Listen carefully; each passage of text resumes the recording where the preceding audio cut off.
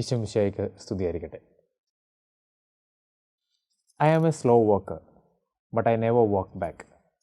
ഞാനൊരു മന്ദഗതിക്കാരനായിരിക്കാം, പക്ഷെ ഞാനൊരിക്കലും തിരികെ നടക്കുകയില്ല.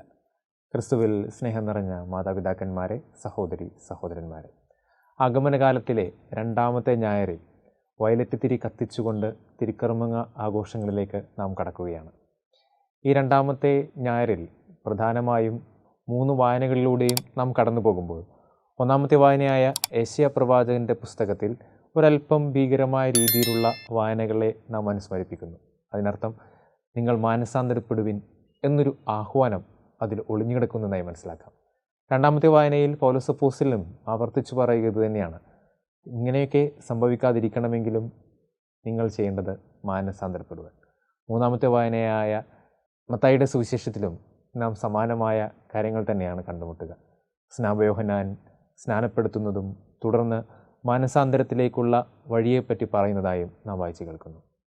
സ്നേഹം നിറഞ്ഞവരെ, ഈ 3 വായനകളും മാനസാന്തരമെന്ന് എടുത്തെടുത്ത് പറയുന്നതാണ് ഇന്നത്തെ ദിനത്തിൻ്റെ ഏറ്റവും വലിയ മനോഹാരിത എന്ന് പറയാൻ സാധിക്കുന്നത്. എന്നാൽ സുവിശേഷത്തിലേക്ക് കടന്നു വരുമ്പോൾ അതിന് 2 ഭാഗങ്ങളായിട്ട് നമുക്ക് തിരിക്കാം. ഒന്നാമതായിട്ട് സ്നാപയോഹന്നാൻ്റെ ഒരു രൂപവിശേഷണത്തെപ്പറ്റി പറഞ്ഞു വയ്ക്കുന്ന ആദ്യ ഭാഗം. രണ്ടാമത്തെ ഭാഗത്തിലേക്ക് കടന്നു വരുമ്പോൾ ഫരിസേയരെ നിശിതമായി വിമർശിക്കുന്ന സ്നാപയോഹന്നാൻ. ഈ രണ്ടാമത്തെ ഭാഗം വായിക്കുമ്പോൾ ഒരല്പം സങ്കടം തോന്നിയേക്കാം. എന്തുകൊണ്ടാണ് സ്നാപയോഹന്നാൻ ഇത്ര നിശിദ്ധമായിട്ട് അവരെ വിമർശിക്കുന്നതെന്ന്. എന്തെന്നാൽ അണലി സന്തതികളെ എന്നൊക്കെ അഭിസംബോധന ചെയ്താണ് അവരോട് സംസാരിക്കുക. അത്രയേറെ നിശിതമായിട്ട് അവർ വിമർശിക്കേണ്ട ആവശ്യമുണ്ടോ എന്ന് തോന്നിയേക്കാം. എന്നാൽ ഈ അണലി സന്തതികൾ എന്ന പദം തന്നെ യഥാർത്ഥത്തിൽ ഗ്രീക്കുകാരുടെ ഇടയിൽ ഒരുവനെ ഏറ്റവും പരുഷമായിട്ട് ശകാരിക്കാൻ ഉപയോഗിച്ചിരിക്കുന്ന വാക്കായിട്ടാണ് അറിയപ്പെടുക. എന്തിനാണ് അത്രയേറെ നിശിതമായിട്ടും പരുഷമായിട്ടും അവരെ ശകാരിക്കുന്നത്? ഈ അടുത്തിറങ്ങിയ ദി എക്കോ എന്ന് പറയുന്ന അതിമനോഹരമായ ഒരു സിനിമയിലെ ഒരു മനോഹര ഡയലോഗ് ഇപ്രകാരമാണ്: യജമാനൻ്റെ കാഴ്ചപ്പാടിലൂടെയാണ് നിയന്ത്രണവും സംരക്ഷണവും നമുക്ക് വേർതിരിച്ചെടുക്കാൻ സാധിക്കുക. ഒരു വേള യഹൂദരുടെ കാര്യത്തിലും ഇപ്രകാരം നമുക്കൊന്ന് മാറ്റി ചിന്തിക്കാം.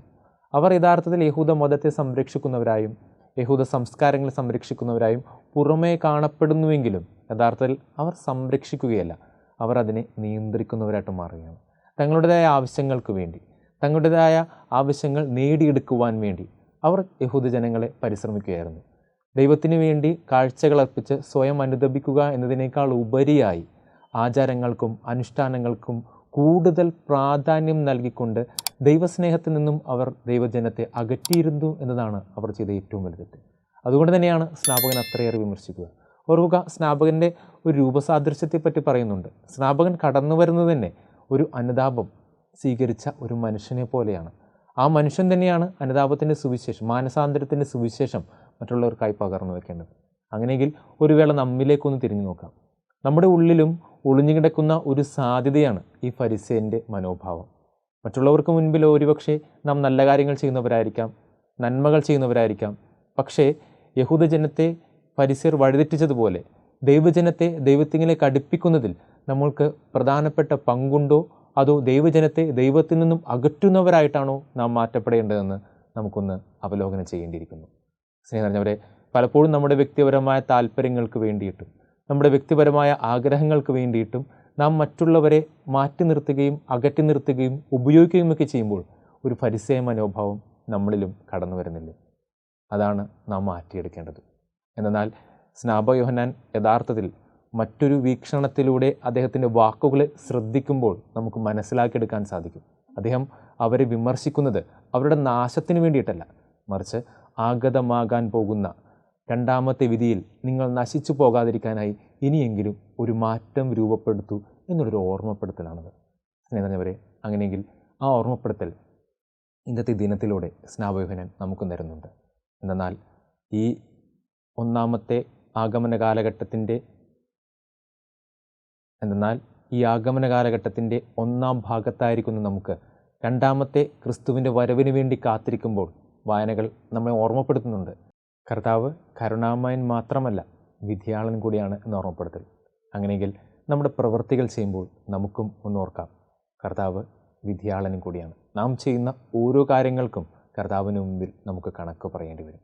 സ്നേഹം നിറഞ്ഞവരെ, ഈ ആഗമന കാലത്തായിരിക്കുമ്പോൾ ഇഷ്ടപ്പെട്ട കാര്യങ്ങളൊക്കെ മാറ്റിവെക്കുകയും നമുക്കിഷ്ടപ്പെട്ട കാര്യങ്ങളൊക്കെ ത്യജിക്കുകയും ചെയ്യുമ്പോൾ പരസ്നേഹ പ്രവൃത്തികളും നന്മ പ്രവൃത്തികളും കൂടുതൽ ചെയ്യാൻ വേണ്ടി നാം നമ്മെ തന്നെ ഒരുക്കുകയും ചെയ്യുമ്പോൾ യഥാർത്ഥത്തിൽ ഒരു വിശുദ്ധനോട് ചേർന്നുള്ള പ്രവർത്തന രീതിയിലാണ് നാം ഒന്ന് മറന്നു പോകരുത്.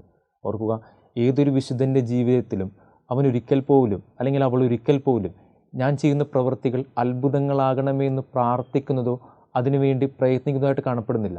അവർ സാധാരണ പ്രവൃത്തികൾ ചെയ്തു പോവുകയാണ്. പക്ഷേ അവർ ചെയ്ത പ്രവൃത്തികളെല്ലാം വിശുദ്ധിയുടെ പരിവേഷം ദൈവം ചാർത്തി കൊടുക്കുന്നുണ്ട്. അങ്ങനെയെങ്കിൽ ഈ ആഗമനകാലത്ത് നമ്മെ തന്നെ ഒരുക്കി നാം ചെയ്യുന്ന എല്ലാ പ്രവൃത്തികളിലും മറ്റുള്ളവർക്ക് നമ്മുടെ ഉള്ളിലുള്ള വിശുദ്ധിയുടെ പരിവേഷം അനുഭവവേദ്യമാകേണ്ടതാണ്. അങ്ങനെ ആകുന്നില്ല എങ്കിൽ അതിനർത്ഥം ഇനിയും എവിടെയൊക്കെയോ കൊച്ചു കൊച്ചു തിരുത്തലുകൾ നമ്മുടെ ജീവിതത്തിൽ ആവശ്യമാണെന്നുള്ളതിൻ്റെ ഓർമ്മക്കുറിപ്പാണത്. അതിനാൽ നമുക്ക് മാനസാന്തരപ്പെടാം. ബാഹ്യമായ തീരുമാനങ്ങളിലൂടെയും പ്രകടനങ്ങളിലൂടെയുമല്ല, മറിച്ച് ആന്തരികമായിട്ട് ഒരു മാറ്റം സ്വീകരിക്കുവാൻ നമുക്ക് പരിശ്രമിക്കുകയും അതിനുവേണ്ടി പ്രയത്നിക്കുകയും ചെയ്യാം. എബ്രഹാം ലിങ്കൻ്റെ വാക്കുകൾ ഒരിക്കൽ കൂടി ആവർത്തിക്കുകയാണ്. I am a slow walker but I never walk back. ഞാനൊരു മന്ദഗതിക്കാരനായിരിക്കാം, പക്ഷെ ഞാൻ ഒരിക്കലും തിരികെ നടക്കുകയില്ല. വേണ്ട എന്ന് വെച്ച് ചില കാര്യങ്ങളൊക്കെ മാറ്റിവെച്ചുകൊണ്ട് നടന്നു തുടങ്ങിയവരാണ് ഈ ആഗമന കാലത്തിൽ ഞാനും നിങ്ങളും.